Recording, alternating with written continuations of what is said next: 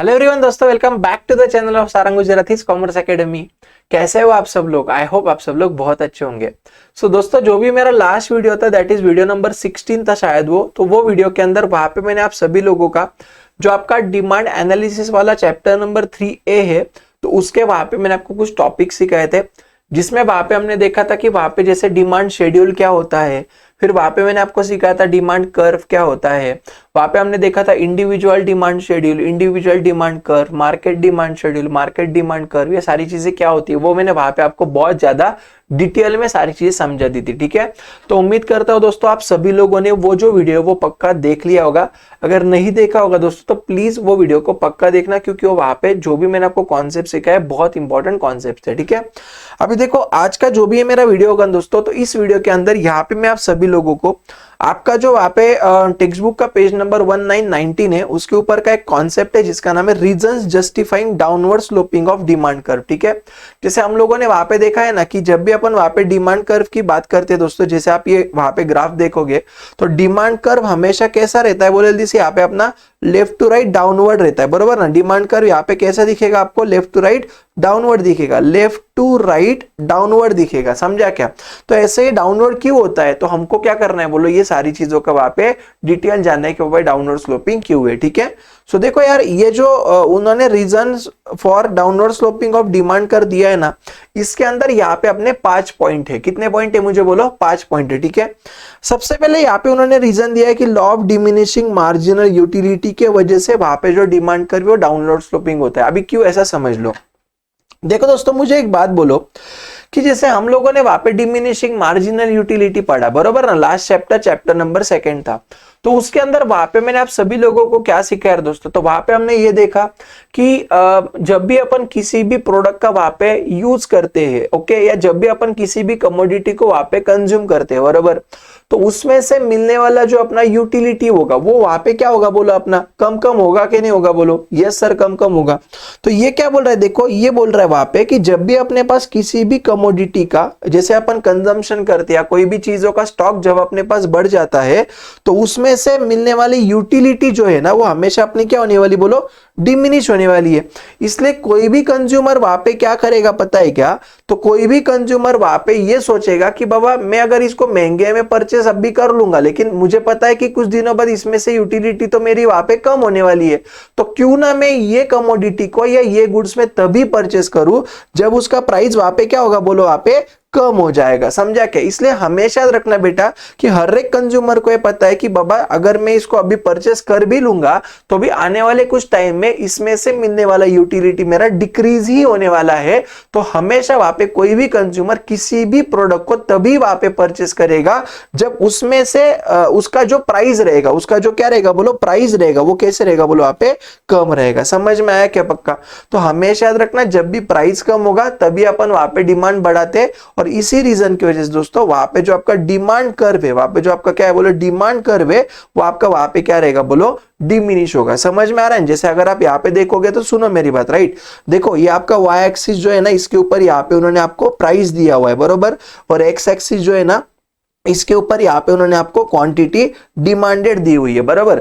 अगर आप यहाँ पे देखोगे तो जब भी आपका प्राइस यहाँ पे 10 है, मतलब यहाँ पे, राइट, तो वो केस में क्वांटिटी डिमांडेड आपका सिर्फ 30 हो रहा है, लेकिन जब भी प्राइस आपका कम हुआ तो आपका क्वांटिटी डिमांडेड अगर आप देखोगे तो यहाँ पे देखो 30 से कितना हुआ, जैसे 43 है मान लो, ओके, तो आपका क्वांटिटी डिमांडेड बढ़ गया, और अगर प्राइस गिरा तो और डिमांड बढ़ेगा, और प्राइस गिरा तो और डिमांड बढ़ेगा। समझ में आ रहा है क्या? तो यहाँ पे अगर आप देखोगे तो प्राइस गिरा तो ही डिमांड बढ़ रहा है, इसलिए वो डाउनवर्ड स्लोपिंग जा रहा है। समझा कि नहीं समझा बोलो?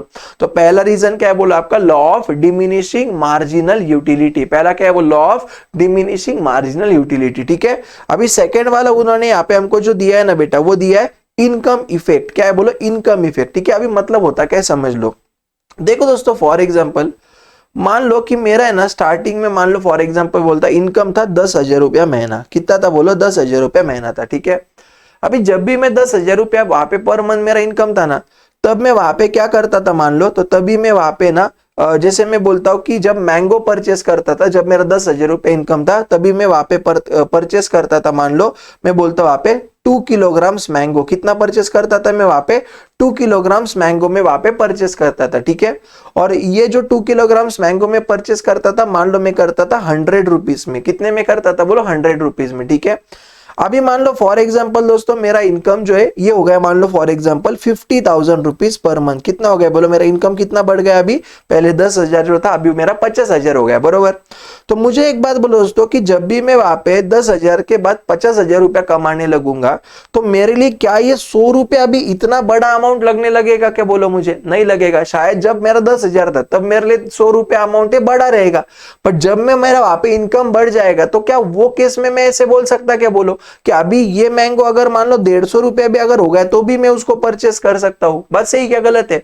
तो हमेशा याद रखना क्या होता है पता है क्या दोस्तों, कि जब भी किसी भी पर्सन का वहां पे इनकम इंक्रीज होता है, प्लीज ध्यान देना, जब भी किसी भी पर्सन का क्या बढ़ता है बोलो, अगर इनकम बढ़ा तो वो केस में वही पर्सन का जो परचेसिंग पावर है, जो क्या है बोलो जल्दी से मुझे, जो परचेसिंग पावर है ना बेटा, वो भी क्या हो जाता है बोलो, बढ़ जाता है। समझ में आया क्या, अगर इनकम बढ़ा तो परचेसिंग पावर भी बढ़ेगा, और ये परचेसिंग पावर बढ़ने की वजह से वहां पे हम लोग क्या करेंगे बोलो, ज्यादा गुड्स का डिमांड करेंगे, वहां पे हम लोग क्या करेंगे, ज्यादा गुड्स का डिमांड करेंगे, समझा। और वहां पे अपन ने अब भी देखा कि नहीं बताओ, कि जब भी अपन वहां पे किसी भी कमोडिटी को अगर ज्यादा परचेस कर रहे, ओके, या मान लो कि पहले से अगर मेरा वहां पे वही गुड्स के लिए अगर डिमांड बढ़ रहा है, ठीक है ना, तो ऑब्वियसली क्या होगा मुझे बोलो, जैसे मान लो फॉर एग्जांपल पहले यहाँ पे मैं 40 यूनिट परचेस करता था, बरोबर है क्या, लेकिन जब भी मेरा वहां पे इनकम बढ़ेगा तो ये 40 के जगह पे मैं वहां पे 80 यूनिट्स परचेस करूंगा कि नहीं करूंगा बोलो, डेफिनेटली करूंगा।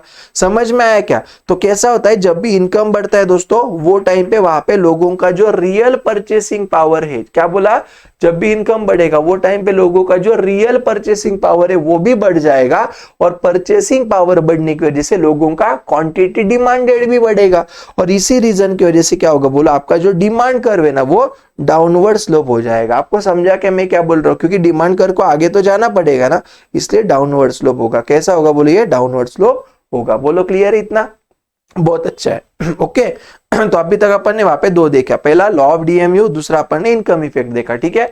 अभी तीसरा देखो क्या बोल रहा है यहाँ पे, सब्स्टिट्यूशन इफेक्ट, मतलब क्या समझ लो। देखो दोस्तों क्या होता है पता है क्या, कि जैसे फॉर एग्जांपल मैं बोलता पहला है पेप्सी, पहला कौन सा है बोलो, पेप्सी, और मैं इसका सब्स्टिट्यूट बोलता मान लो कोका कोला, कौन सा बोलता सेकंड को मैं कोका कोला बोलता, बरोबर। अभी आप लोग मुझे बोलो कि जो भी ये मेरा पेप्सी है दोस्तों और सेकंड मेरा जो कोका कोला है, ये एक दूसरे के सब्स्टिट्यूट है क्या, नहीं बताओ, हाँ है। तो मेरी बात मैं क्या बोल रहा हूँ, नॉर्मली ना फॉर एग्जांपल मैं वहां पे क्या करता हूँ, मान लो पेप्सी परचेस करता हूँ, नॉर्मली मैं क्या करता हूँ, मान लो पेप्सी परचेस करता हूँ, ठीक है। लेकिन मुझे एक बात बोलो कि जब भी वहां पे दोस्तों पेप्सी का प्राइस अगर बढ़ जाएगा तो ऑब्वियसली कोका कोला सस्ता लगेगा कि नहीं बोलो मुझे। जैसे मान लो पहले दोनों का कीमत वहां पे 50 रुपया था, दोनों का कीमत पहले कितना था, 50 था, बरोबर। लेकिन जब भी दोस्तों पेप्सी का कीमत है 50 से मान लो अगर 70 रुपया हो गया, मतलब मेरे लिए तो कोका कोला अभी सस्ता हो गया है ना। समझ में आया क्या। तो हमेशा याद रखना दोस्तों कि जब भी किसी भी गुड्स का प्राइस अगर बढ़ जाता है तो वो केस में उसका जो सब्स्टिट्यूट गुड्स है ना उसका डिमांड बढ़ेगा। किसका डिमांड बढ़ेगा बोलो, सब्स्टिट्यूट गुड्स का क्या होगा बोलो, डिमांड वहां पे इंक्रीज होगा। समझ में आया पक्का मैं क्या बोल रहा हूं, क्योंकि लोग वही गुड्स लेंगे ना जो सस्ते हैं। बात सही क्या गलत है। तो हमेशा याद रखना अगर एक गुड्स का प्राइस बढ़ा तो उसकी वजह से दूसरे गुड्स का अगर डिमांड बढ़ता होगा, तो ये जो कॉन्सेप्ट है उसको अपन बोलते हैं यहाँ पे सब्स्टिट्यूशन इफेक्ट। एक बात हमेशा याद रखना, देखो आपका जो डिमांड कर डाउनलोड होने का रीजन है ना वो डिमांड का बढ़ना है। समझा क्या होगा वो, मुझे जल्दी से बोले, डिमांड का डाउनलोड कब होगा, जब क्वांटिटी डिमांडेड जितना पहले आप करते थे अगर उससे ज्यादा अगर आप क्वांटिटी डिमांड कर रहे हो तो आपका जो मतलब डिमांड कर्व है वो आपका क्या होगा बोलो, डाउनवर्ड स्लोप होगा। इतना समझा। तो अगर आप देखोगे पहले केस में भी वहां पे कोई भी इंसान तभी परचेस कर रहा था जब प्राइस कम रहेगा तो ज्यादा डिमांड करेगा, तो यहाँ पे भी डिमांड बढ़ रहा था। सेकंड केस में इनकम इफेक्ट था, इनकम बढ़ा। सेकंड केस में देखो इनकम अगर मेरा वहां पे बढ़ जाता है मान लो, तो मेरा वहां पे परचेसिंग पावर भी बढ़ेगा, इसलिए मेरा डिमांड बढ़ा। यहाँ पे भी डिमांड बढ़ रहा था अपना, बरोबर है। तीसरा देखो सब्स्टिट्यूशन इफेक्ट, एक गुड्स का प्राइस बढ़ गया इसकी वजह से दूसरे गुड्स का डिमांड बढ़ रहा है, यहाँ पे भी डिमांड बढ़ा, आपको समझा क्या? तो हमेशा याद रखना, जब जब अपना क्वांटिटी डिमांडेड बढ़ेगा तब तक अपना डाउनवर्ड स्लोप रहेगा। समझा क्या नहीं समझा बताओ? तो ये सारे क्या है बोलो, रीजन है, ठीक है। तो तीसरा याद रखना सब्स्टिट्यूशन इफेक्ट, ठीक है। दोस्तों आगे का पार्ट कंटिन्यू करने के पहले आप सभी लोगों को एक छोटी सी इंफॉर्मेशन देना चाहता हूं। इंफॉर्मेशन ये दोस्तों कि एचडीसीए के जो भी लेक्चर्स है दो तरीके से चलते हैं। सबसे पहला जो तरीका है वो अपना है यूट्यूब फ्री सीरीज, जो अभी लेक्चर्स देख रहे हो ना, ये अपने यूट्यूब फ्री सीरीज के लेक्चर्स है। और जी हाँ दोस्तों, हम वहां पे ऑनलाइन लाइव क्लासेस भी कंडक्ट करते हैं। तो ये जो ऑनलाइन लाइव क्लासेस है गाइस, तो ये हमारे प्रीमियम बैचेस होते हैं, जिसके अंदर आपको ये जो सारे फैकल्टीज है ये आपको ऑनलाइन लाइव आके पढ़ाते हैं, पूरा लाइव इंटरेक्शन होता है। ये जो अपने क्लासेस दोस्तों अपने गूगल मीट के ऊपर कंडक्ट किए जाते हैं, जिसके वजह से वहां पे क्या होगा, आपका और हमारा दोनों का वीडियो ऑन रहता है और यहाँ पे आपको same to same face to face जैसा फीलिंग आएगा। इसमें एडवांटेज ये होगा कि किसी भी दिन अगर मान लो आपका लेक्चर मिस हो जाता है, तो यहाँ पे आपको वो लेक्चर का या इनफैक्ट पूरे लेक्चर का वहां पे आपको हम रिकॉर्डिंग बैकअप फैसिलिटी भी देते हैं। मतलब आप कोई भी लेक्चर को रिपीटेटिव भी बाद में देख सकते हो। ये जो भी प्रीमियम बैच है दोस्तों, तो इसमें आपको एडवांटेज है कि इसमें आपको इतनी सारी चीजें वहां पे मिलती है। जैसे आपको लाइव क्लासेस होगा, हार्ड कॉपी नोट्स मिलेगा, चैप्टर वाइज टेस्ट सीरीज होगा, रिवीजन बैचेस, बहुत सारी चीजें वहां पे आपको मिलेगी। ये जो भी लाइव क्लासेस है गाइस, इसके अंदर यहाँ पे हम आपका 11th standard, 12th standard, BCom and CA foundation और साथ साथ में 12 प्लस सीए फाउंडेशन भी वहां पे हम कंडक्ट करते हैं।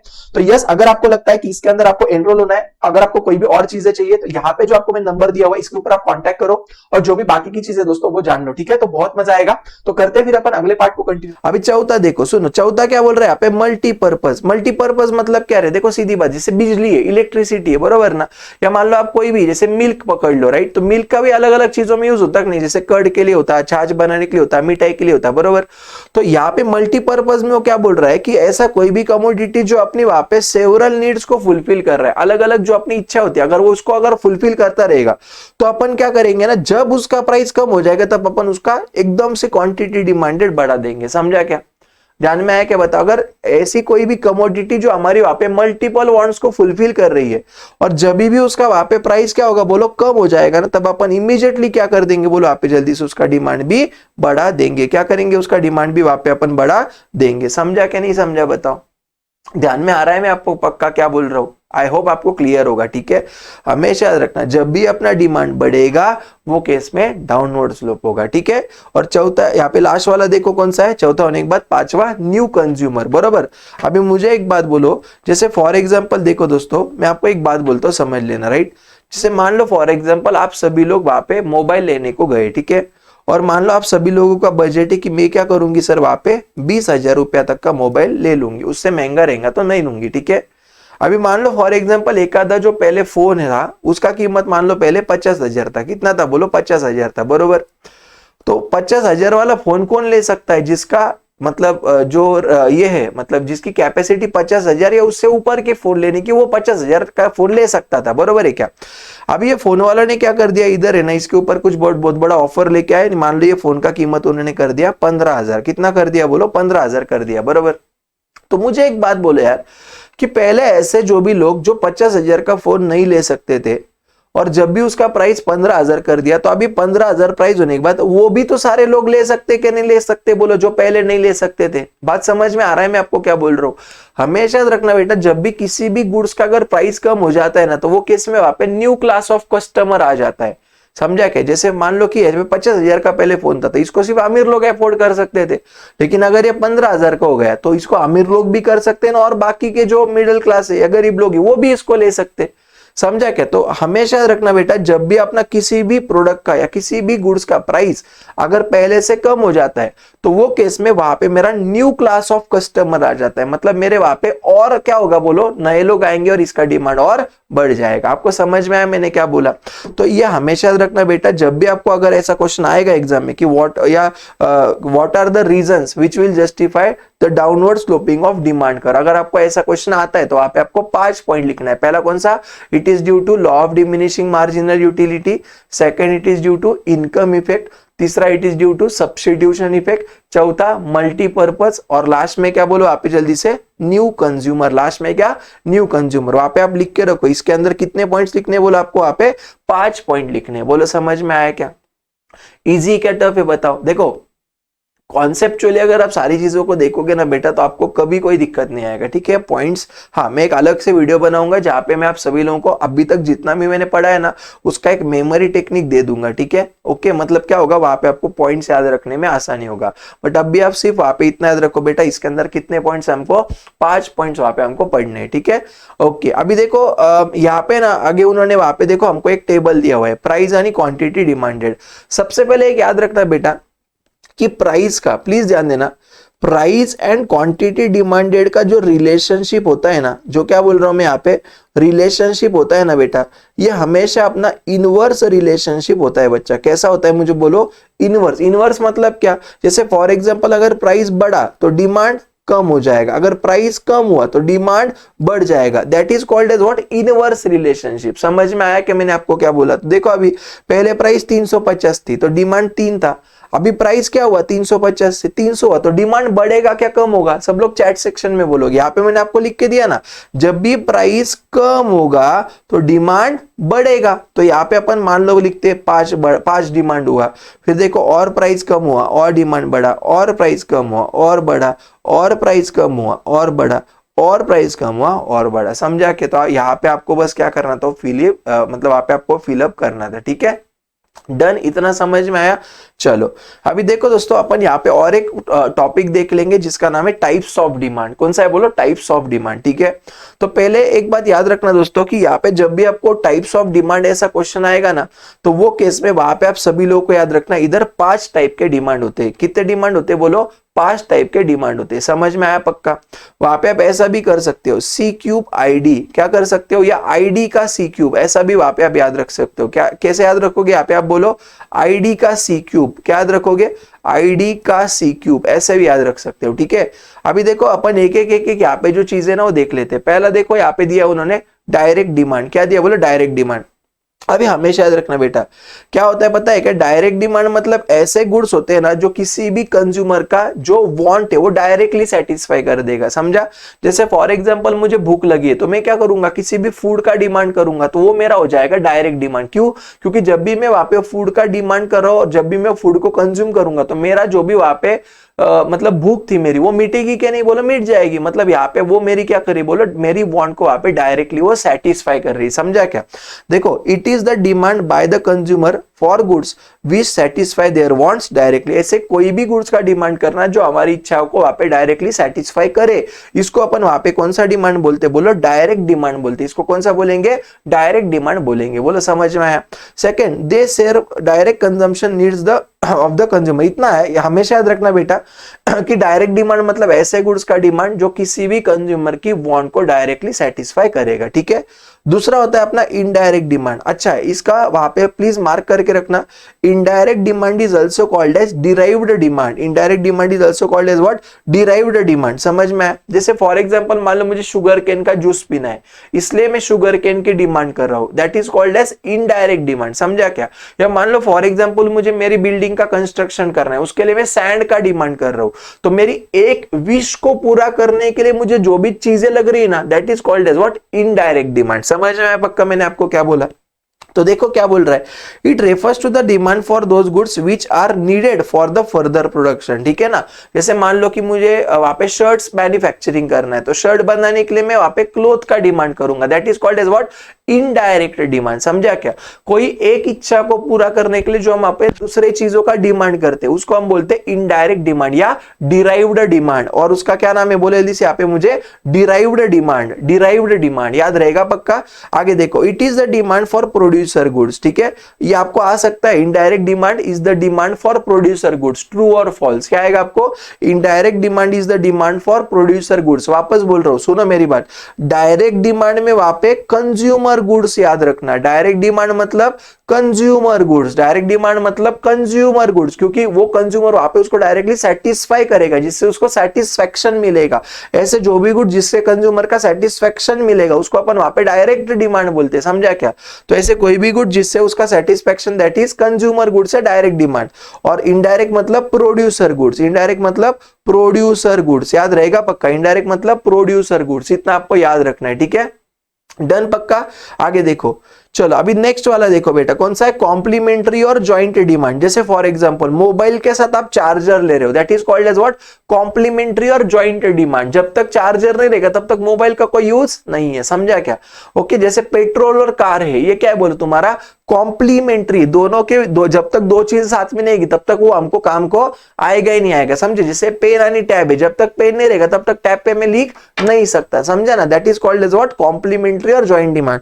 जब भी अपन अपनी नीड को फुलफिल करने के लिए दो से ज्यादा गुड्स का साइमल्टेनियसली डिमांड करते हैं, उसको वहां पे अपन बोलते हैं कॉम्प्लीमेंट्री और ज्वाइंट डिमांड, ठीक है? अगला है वहां पे तुम्हारा कंपोजिट डिमांड। कौन सा है बोलो, कंपोजिट। अभी कंपोजिट में क्या होगा ना, ऐसे गुड्स का डिमांड करना जो हमारी सेवरल वांट्स को फुलफिल करेगी। क्या बोला मैंने?